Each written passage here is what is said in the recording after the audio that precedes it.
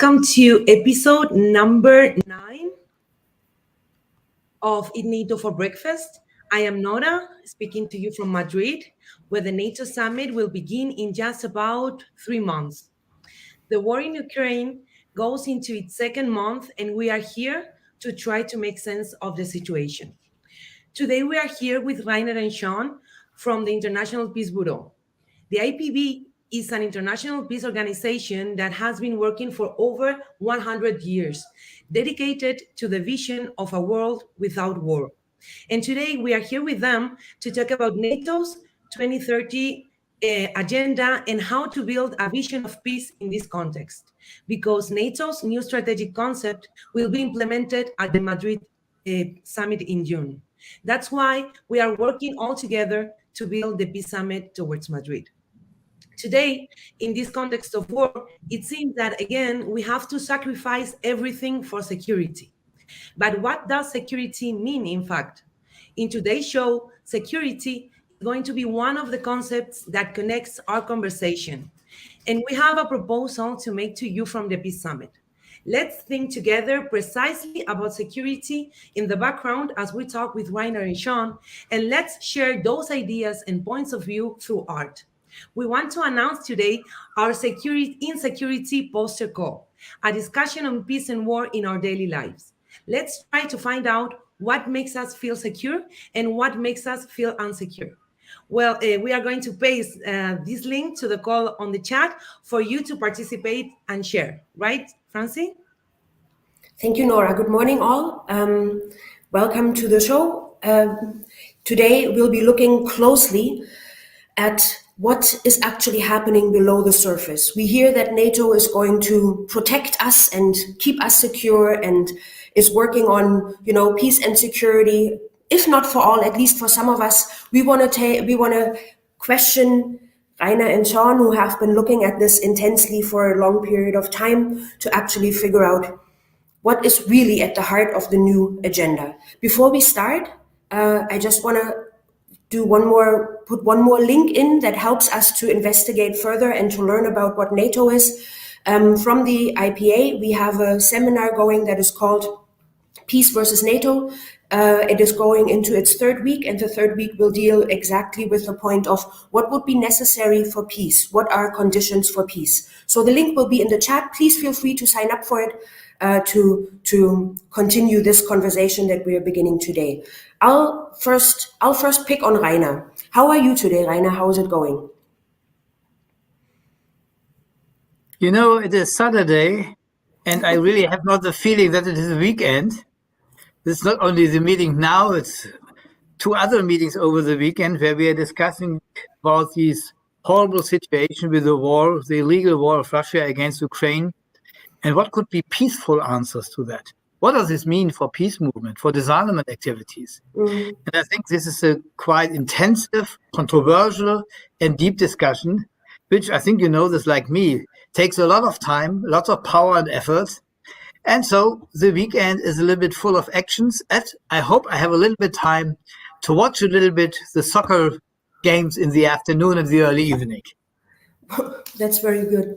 I really hope you do get a chance. But yes, you're already pointing to the difficult situation that we are facing at the moment, and that it does indeed take intense activities and learning and conversation and debate. In the recent episodes, we had a couple of guests already explain a little bit the NATO history, how in fact it was actually built, including fascist regimes like Portugal at the time, and it sort of matched well these old colonial powers. And then is this still so? And how did NATO enlargement result in now being an alliance of 30 countries?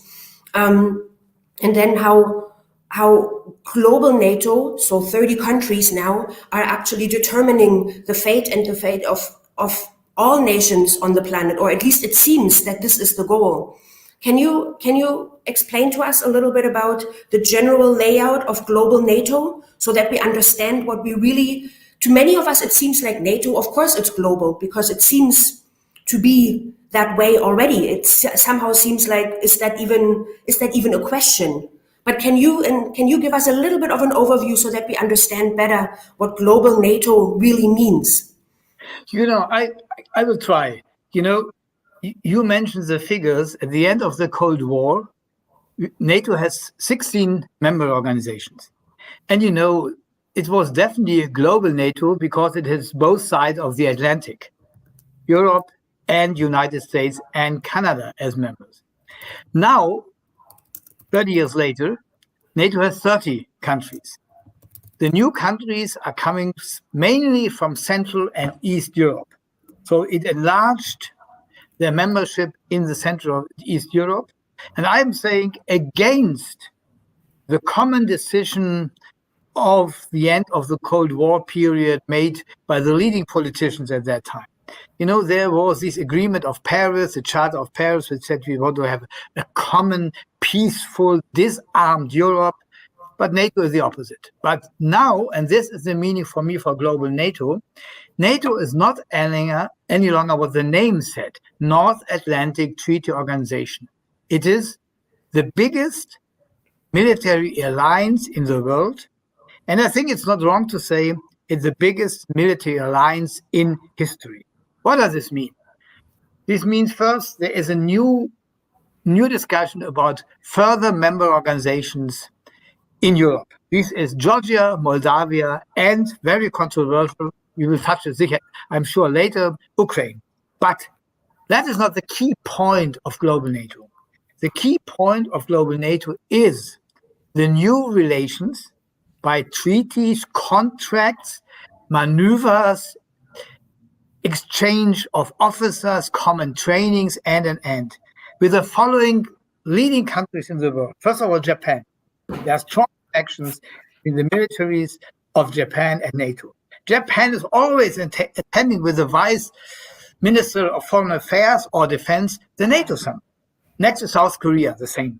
Philippines, Malaysia, Singapore. They are also engaged in the NATO system. Engaged in the NATO system means, above all, they are part of the NATO communication and information structure.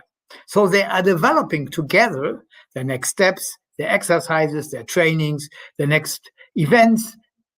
And addition to this, we have to mention that this expansion includes Australia and New Zealand. This is the enlargement or expansion of NATO to the east, to Asia. Why? Because when you look to the map, it is very easy to answer.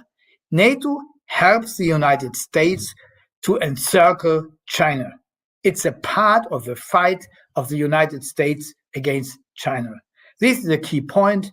You know, why should be German warships in the South China Sea? They could stay at home.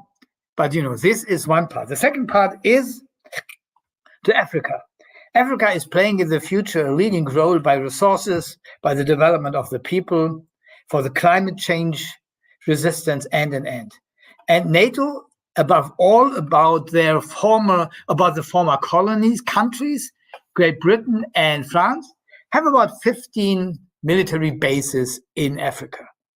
And the US is developing 2 or 3 new military bases, mainly so-called drones bases, where they put their drone systems and where they are starting the drone activities and arrangements in the north of Africa and in the Middle East. Drone activities, drone airports are, for example, in Niger and Nigeria, but also in other countries. In addition to that, NATO is closely connected to the new partly military alliances in Asia. The names are Quad and AUKUS. One is the combination of the common work of Australia, United States, and India, and the other is together with Japan, India, US, always US, and Australia. These are military alliances, and the only opponent of these military alliances is Asia. When you are looking to the military expenditure, the military budgets of all these countries were in the last year growing by 3 to 5 or 6%. So we have a huge arms race in this area. In addition to that, an absolute new necessary for a global NATO are the military bases. We have about 800 to 1,000 military bases of the United States all around the world. And when you look at the picture, you will see that the main reason of these NATO bases is to encircle on one side Russia, on the other side, China. Last sentence, not to speak too long. Don't forget the aircraft carriers, above all from the United States. They are something like militarized islands, which they are using always for their fights and attacks against independent sovereign countries. So global NATO means the globalization of NATO with the main focus on so-called two enemies, Russia and China. Thank you very much, Reiner. I think this portrays very well the alliances and how new alliances and through military bases, what is the map that we have today. But also we understand that this global NATO project have different strategies for different realities that is being adapted for different regions of the world. You've been talking about Asia and Africa, so maybe Sean can explain to us a bit on how this impacts Latin America. And as Reiner was saying, the role of the US, because I don't know what you are portraying, Reiner, and maybe what Sean can explain to us, matches magically also the strategy of the US, or maybe it's just everything by chance. So hello, Sean, and let's go into Latin America and NATO. Thank you very much. Sure. Yeah, thank you. Just a few thoughts before I dive into Latin America in particular. It's worth noting that NATO in this global strategy uses sort of propaganda within the way that it describes its global alliances. For one hand, they have Article 10 of the NATO is basically limiting members of NATO, full members, to Europe. And a lot of academics and peace activists postulate that this was basically a strategy to, during the Cold War, separate itself from Russia, say, okay, we're only a European alliance, we're not this global colonial force.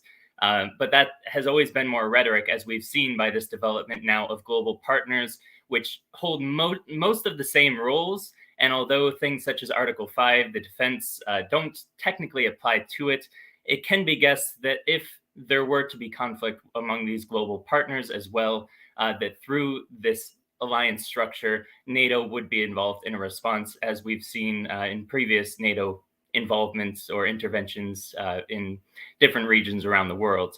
Also, in some cases, these global partners have actually played a role, such as in Afghanistan, where there was Australian involvement, New Zealand involvement, along with the Republic of Korea. So just some examples there as well of how that's involved. Now, also one other thing, and this comes with an anecdote in Latin America. As of now, there is one global partner to NATO in Latin America, and that's Colombia. I'll go into that in a second. But just recently, I think this was 2019 or 2020, there were also discussions in a press conference where NATO was asked about the possible involvement of Brazil as a global partner to NATO, to which they responded, countries need to decide for themselves. If Brazil comes to us and says they want to be a member, wink, wink, then we would consider having them as a global partner. So there is this sort of strategy for the expansion of these global partners where in the rhetoric, they say it is up to these states to choose, but also, of course, it comes with benefits, and there are nods or hints for certain partners, usually partners of the US, to join. Now, to go back for a second specifically to the situation in Colombia, because that is of most interest when we're talking about Latin America. Dialogue with NATO, between Colombia and NATO, began in 2013. In 2017, Colombia formally became NATO's global partner, the first in Latin America. And in 2019, there was a further individual partnership and cooperation program formalized between the governments of Colombia and NATO, which increased their roles in cooperating together in a number of different themes. On one hand, this is counterinsurgency and counter-narcotics work, which we all know in Colombia has been terrible for human rights. However, this is something that NATO is learning in some ways from Colombia as part of the agreement, is the counterinsurgency that they're doing there that has resulted in countless civilian deaths and really destruction of the environment and plenty of other problems in Colombia. On the other hand, then NATO is also training Colombian forces, as we've already seen in the past between the US and Colombia, which has also contributed to the human rights violations in that country. And this, beyond just the training, can also include imports of arms. And one of the benefits of becoming a global partner of NATO is being able to receive US and NATO arms exports at a more convenient price for the NATO allies. So there's also that benefit that comes with NATO, which is in some ways an incentive to countries that are looking to increase their militarization, but which is also quite destructive. So I see that my time here, I think, is coming to an end. So I'll wrap up this section for now, but that gives a brief overview anyways. There's plenty more to talk about US military bases through Latin America. And if there's more time, I'll get into that. I think that definitely we need more time for that, and maybe even another show, because it's a very, very important point. So like, it was a very good beginning. We will be developing it. Thank you very much, Sean. I think it's very interesting the way you frame it, because you talk about choice, about how countries can choose. And I think that's something that we can also develop a bit further with Reiner when he was talking about Africa before. So can we consider, for instance, Libya as a global NATO target in 2011? This is going to be the global NATO, like the global Libya. And regarding the choice, what other countries have actually to say? Is there an actual option for those countries not to get bombed? Or I don't know. This also connects with the idea of freedom, democracy that also NATO provides. Thank you for that. But I see like now the media narrative is in the words of Josep Borrell, the High Representative of the European Union for Foreign Affairs and Security, in fact, when he's saying, we will remember those who are not by our side. Very dangerous words, right? So what's the choice, in fact, regarding global NATO, Reiner? You know, no one is too forced to become a member of NATO, and there are always alternatives. So the argument of some of the NATO leaders that there is no alternative, that is not true, like it's always not true. There are always alternatives. And when we are looking to the development of NATO in Europe in the period of after the period of the Cold War, there was the alternative of a common security Europe, which was announced and fixed in the Charter of Paris. The big difference between a common security system and NATO, the military alliance, is that military alliances are always exclusive and they are always against a so-called enemy. A common security system is always inclusive.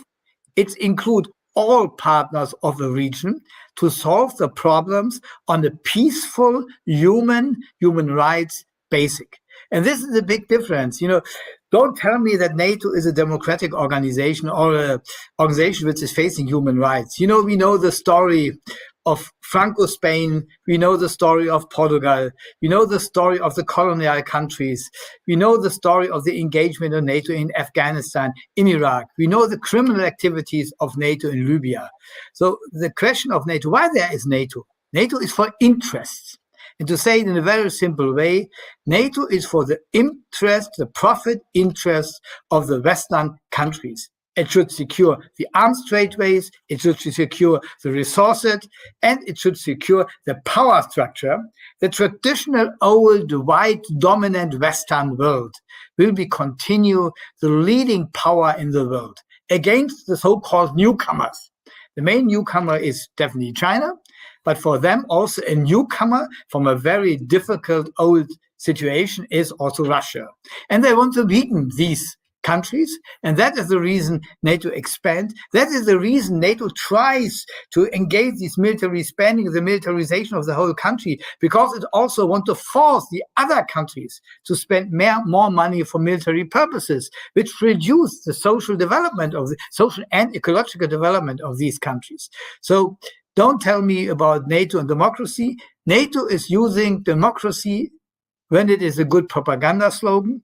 NATO is using military forces when it is helpful for power structures, for their influence in the world. That is what really NATO is really doing. And I think Libya is one of the most criminal examples of NATO military use. And you see the results. The country is totally destroyed. It is divided. The people are killed. The people have to leave the countries. And when they are leaving the countries, they are killed in the Mediterranean Sea, because we don't take them as refugees. And you can see these are the consequences of the wars. And look to Afghanistan, the war in Afghanistan. 95% of the Afghanistan people are going to bed with hunger now. That is the result of 20 years engagement of NATO in Afghanistan.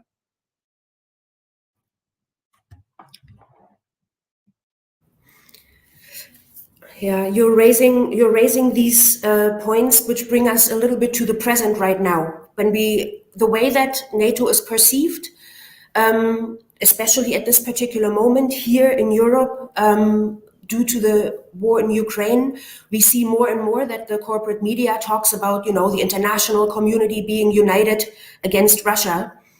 Well, we actually know that this international community is neither international, because it only concerns the Western world, as you already pointed out, Reiner, nor is it really a community, since all of these countries also have particular interests that they try to push through.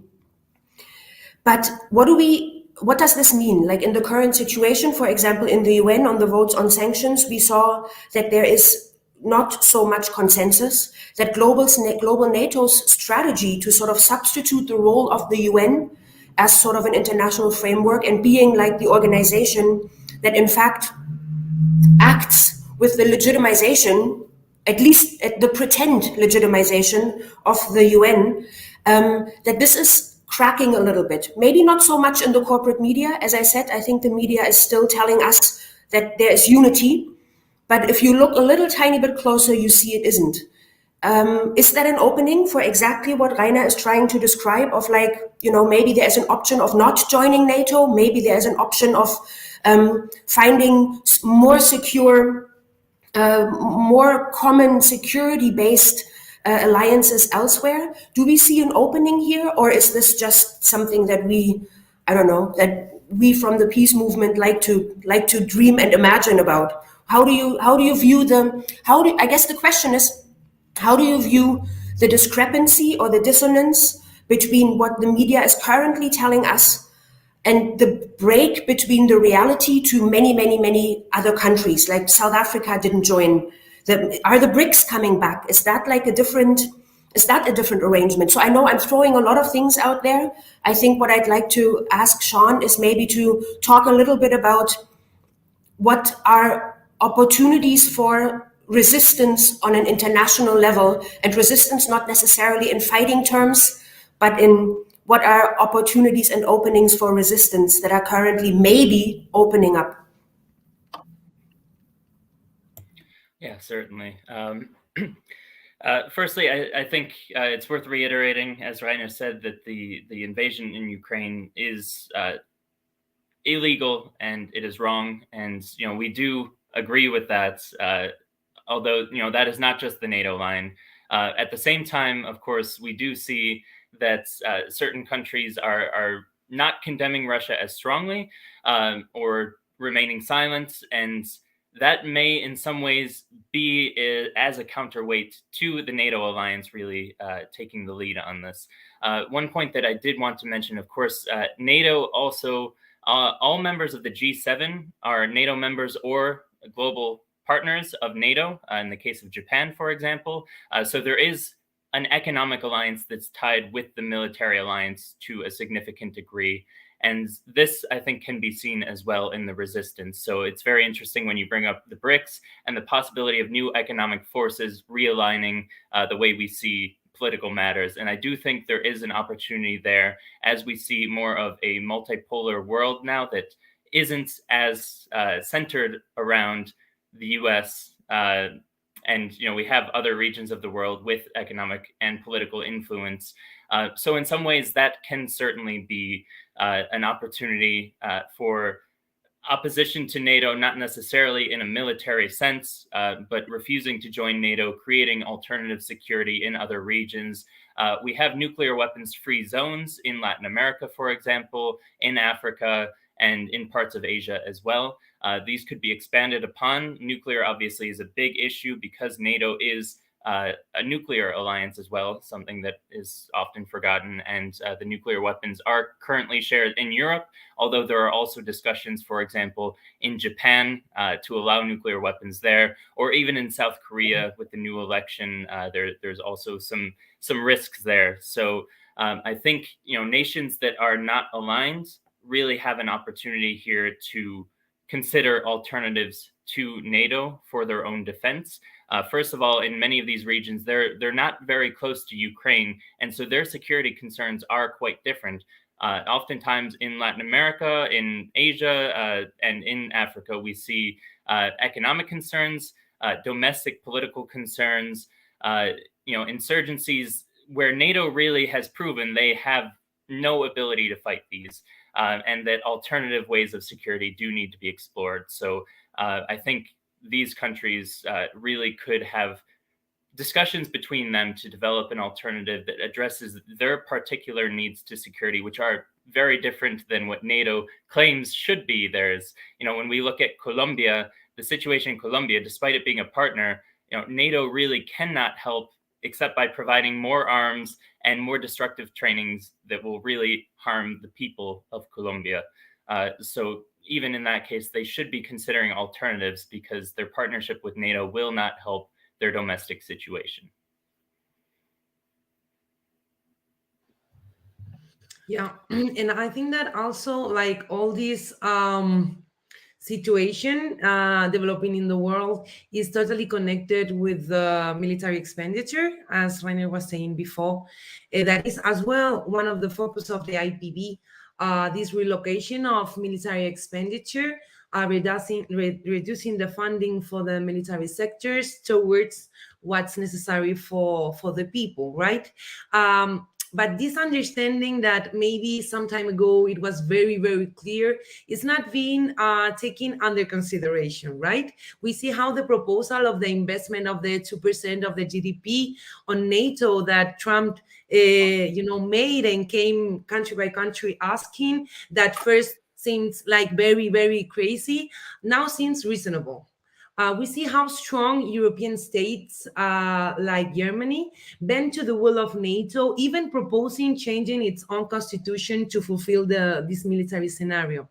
And also, on the other hand, again, Mr. Borrell asked the European people to turn off the heating, that we do not consume Russian gas. His words were, turn down the heat a couple of degrees, wake up from that dream of welfare, right?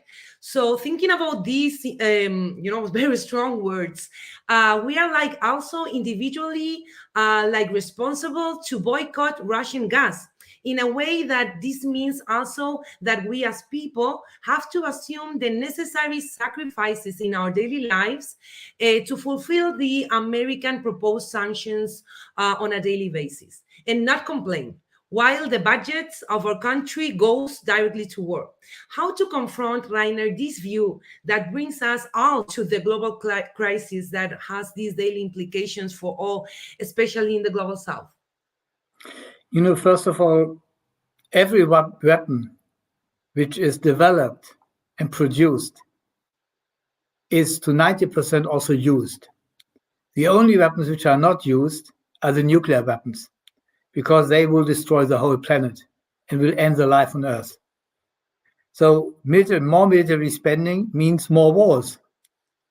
That is the clear message from the 2%, and this is in Germany also the clear message from the so-called special fund for 100 billion euros the government suggests. The second, which problem you can solve by weapons? None. All the global problems will be even deepened and stronger by wars and conflicts. Climate change, can you solve it with weapons? Never. Hunger, poverty, can you solve it with weapons? Diversity, nature protections, nothing can be solved with weapons. Working places, also not true. One working place in the military field are 3 working places in the civilian production. So military expenditure is like burning the money and only making profit for a very small amount of brutal criminal companies with earn money with the death of people. So that means we should really reduce military spending and use the money for what I would call the social ecological peace transformation in the world, which we need. And this includes that we have to be definitely more careful with our resources. Personally, in the long term, I am for the idea that all the gas and oil should be under the earth. But we have to prepare it, we have to develop the alternative energy structures, alternative economic structures, ecologizing the whole economy. That is the challenge we are facing. And what our government is now doing is that the poor of the poor in the world suffering the most. The first victims of all the sanctions are not the oligarchs in Russia. No, these are the poor people in Asia and above all in Africa, which don't get any more corn, because the corn is coming mainly, or big part of it, coming from Ukraine and Russia. So they are the first which are suffering. The same is with the people in Russia. And the same is with many other peoples in the world. So the alternative to these politics of militarization of the society is, from my understanding, the policy of common security. And now I will also make a short announcement. In April, we have the 40th anniversary of the first Olaf Palme report of common security. On the 21st of April this year, IPB, together with the ITUC, the International Trade Unions Confederation, and the Olaf Palme Center, will come out with a second Olaf Palme report. This Olaf Palme report is a peaceful alternative to militarization, how we can solve the problems of the world on the basis of common security. I think this is the key challenge, and I'm happy that we could discuss it a little bit today.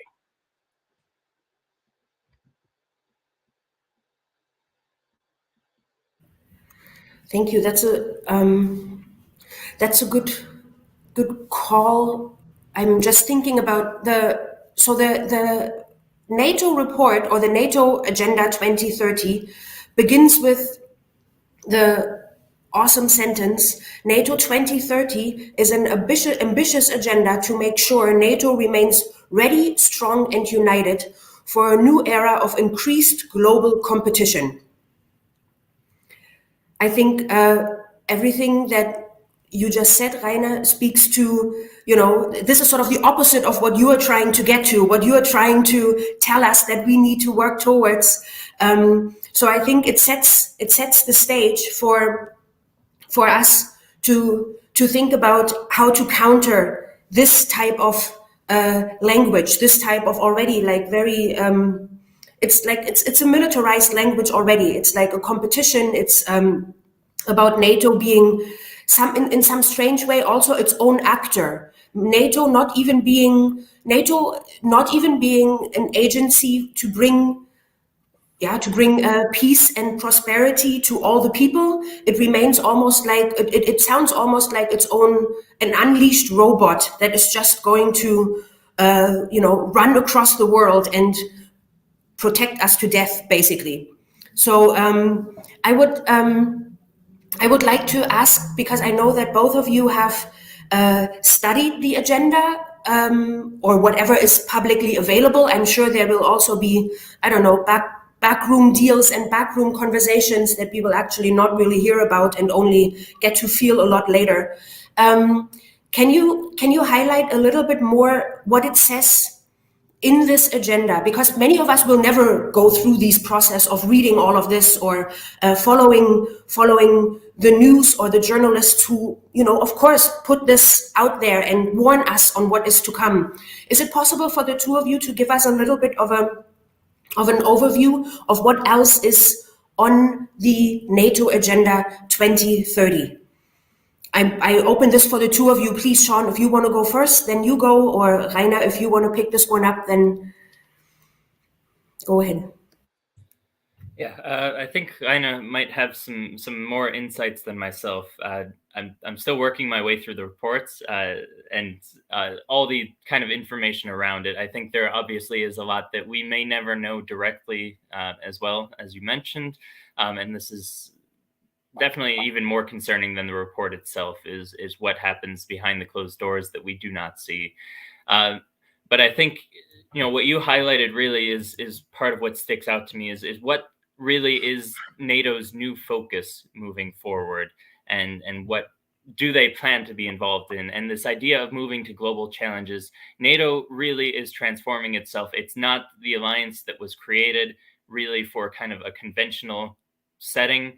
And they're addressing legitimate concerns in the modern world, but concerns that should not be addressed by a military alliance. And they're trying to really take NATO into being something that a military cannot cover. Things such as insurgencies. We've seen the failures in Afghanistan, in plenty of other contexts around the world. Traditional, conventional military intervention cannot stop, subnational groups in countries, insurgencies, things of that sort, and it always results in civilian casualties. There's obviously a very clear focus throughout the report towards China. Really, the rise of China economically above all else. Of course, China has military, but when you look at military spending, China's military spending compared to NATO's or even just to the US is, dwarfs in comparison. There's no comparison to be made there. But the alliance really has China in its sights, and this is led by the US. Even on the economic front, when you see global partners around the world, as Reiner had mentioned at the beginning, there is somewhat an encircling of China within that, and also combating the Chinese economic influence in Africa and in Latin America in particular with military US influence in the region. So they're trying to combat economics with the military. Even the military and NATO in Latin America have been involved in construction of schools, of public facilities, something that military should not be involved in. And really what I have to assume from this is it is to combat the Chinese influence in the region. So NATO now is looking way beyond military to really contain China as a central focus of the alliance, which is something it was never meant to do, and something it cannot do well through military means. I don't know if Reiner would like to add something onto that then. I will not add what you have said because you definitely covered into the most important point. Let me add 3 or 4 which are in this document of NATO, which is sometimes not so much in the middle point of our discussion. First of all, is the modernization of nuclear weapons. Key point is a new nuclear weapons strategy with modernizing the nuclear weapons all around the world and the developing of mini nukes used as weapons in the conventional fights. So that is a very dangerous development because it reduced the engagement of nuclear weapons in the actual conflicts. Second is the new automatization and robotization of the military structure and military development and military forces. This means new weapons, new structures, new forces, new power structures, new alliances, and this is very cost intensive. So this needs a lot of military research, which also touched again the universities. So that is a very important point. Can you imagine that we will have in the future a war without fighting peoples? That is the dream of NATO. The people are given the start point, others are fighting, robots and others are fighting, and then there's no result. No one knows. But when you look into the Pentagon studies, you can see this on the Pentagon webpage. They are training with that. So this is automatization, robotization. Third very important point is cyber war. They always are saying Cuba, Venezuela, or Russia and China making cyber wars. But the US has an own category of army, which is related to cyber wars, like aircraft, like Marines, like infantry. So cyber war is a very important, intensive work of all NATO countries. So and the final point is, because it's so horrible expensive, these 2%. We will get in 1 week or in 2 weeks, on the 25th of April, CIPRE will announce the new figures. We are now lying shortly under $2 billion per year. We will definitely much over 2 billion. Can you imagine what this means for climate change, for social health care, for all the developments in the world, for all the crises in the world? Sorry, just one correction there. It's trillion. Oh, it's because in German billion, English trillion. Billion. Yeah. Oh yeah, thanks. So more than above 2 trillion. So that is again for me a key point. When we want to change, and when we go to a more social and more justice world, we have to reduce the military spending. These are some points in addition. What Jean was saying and what we discussed earlier about the main is a confrontation with Russia and China. That is the ideology of this report. And then there are a lot of concrete steps how to realize that. And I have now to leave because I have to go to my next appointment, but Jean definitely will continue discussing with you. Thank you, Reiner. We are almost done. I just want to say that you've been raising a lot of important points. This conversation shows, like, also our next shows are going to be developed regarding nuclear weapons, but also we are going to take a bigger look about what you were saying, because precisely the approach on what we need to face as humanity, it's also part, in fact, of also another agenda, the 2030 agenda of the United Nations. That is also something connected what Sean was saying about that NATO is trying to solve issues that are not the concern of NATO, but they are the concern of the United Nations. And in this new strategy, the willing also of NATO is to try to substitute the United Nations as the international, guardian of the world. So I think all this is going to be in future episodes. Also, what you were saying about the importance of technology on the war, I think also can be totally connected with the intervention of Sean regarding China. That's one of the main points why this is felt like a competition, right? Because regarding technology, China has, developed in artificial intelligence, in the 5G, in other issues. But maybe there is another use of all this, right? Maybe robots and intelligence, in fact, can be useful and towards peace. So I think that we are 43 minutes. This has been really important, really interesting. I think we will be continue talking with Sean, that also represents in IPB also the youth process, how new people is approaching peace and also the understanding on NATO. So I'm sure we are going to see each other more often, also hopefully in Madrid in the Peace Summit.